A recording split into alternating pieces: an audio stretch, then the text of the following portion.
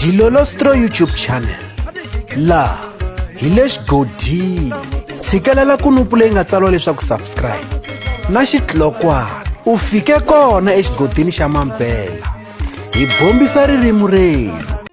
Benny Mahingane the president va ta tlhela va ya hlangana nakambe na Gagash mfana wa power 17 lifestyle endzhaku loko va ta va phahlela ni Marieta. Hi ta tsundzuka leswaku va sunguli va hlangana eka gig ya ku tlangela siku ra ku velekiwa ka Gagash leyi ya endleriwa eKhaura Lounge siku ra 27 Mudyaxihi kwala ka lembe ra 2023.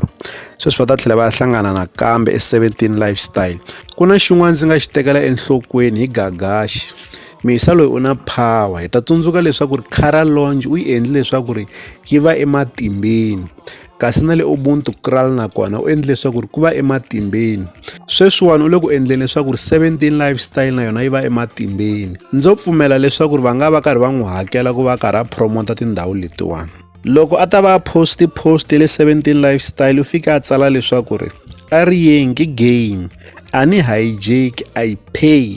Hi ta tsundzuka leswaku ri Manyangatsi the commissar u tshama a endla gig naswona a tivisa leswaku ri ku ta va ku ri na Joe Shirimani eka gig ya kona, kambe loko se gig yi ta fika Joe Shirimani va kombisa leswaku va nge he koti ku fikelela hi mhaka ya ku fambela na timhaka ta macheleni. Se Gagash u kombisa leswaku ri yena wa hakela. Loko hi tsutsumela eka Mageba ku na nkarhi lowu Gagash a humile eka Tshinya Vantshwa a tibyela leswaku ri a nga ha bifana Tshinya Vantshwa, kambe hi vona a fika a tsala ka xiyenge xa mabulu xa Facebook laha a nga fika a tsala leswaku swi ta lava mi pfa mi cheka xaka ra n'wina ingaku i ta penga soon or se wa penga.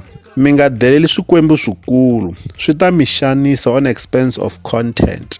Hi ta tsundzuka leswaku ri Tshinya Vantshwa ku na nkarhi lowu a tshama kha ku nwa malaji a karhi a chingela Gagash. Se hi ku landza marito lama Gagash a nga matsala hi ndlela yin'wana u vula leswaku ri Tshinya Vantshwa ti nga tshika kumbe xana se ti tshikile hi mhaka ku na minkandziyiso leyi Tshinya Vantshwa nga yi endla ka xiyenge xa mabulu xa TikTok laha eka un'wana nkandziyiso a ri ku dyeni ka vuswa na pizza, kasi eka un'wana nkandziyiso a karhi a mama mabodhlela ya vana na meleke ya vana. Se Gagash u kombisa leswaku swi nga endleka eka Tshinya se ti tshikile kumbe xana swi nga endleka ti tshika. Se loko Gagash a ku mi nga deleli swikwembu swikulu u vula swikwembu swa ka N'wamalachi. Se mi ta swi vona leswaku u tlhela a vuya nakambe eka Tshinya Vantshwa endzhaku loko a ta va kokinyana moya nkarhi wo leha. Leswi hi ta avelana na n'wina eka Dilolostro YouTube channel.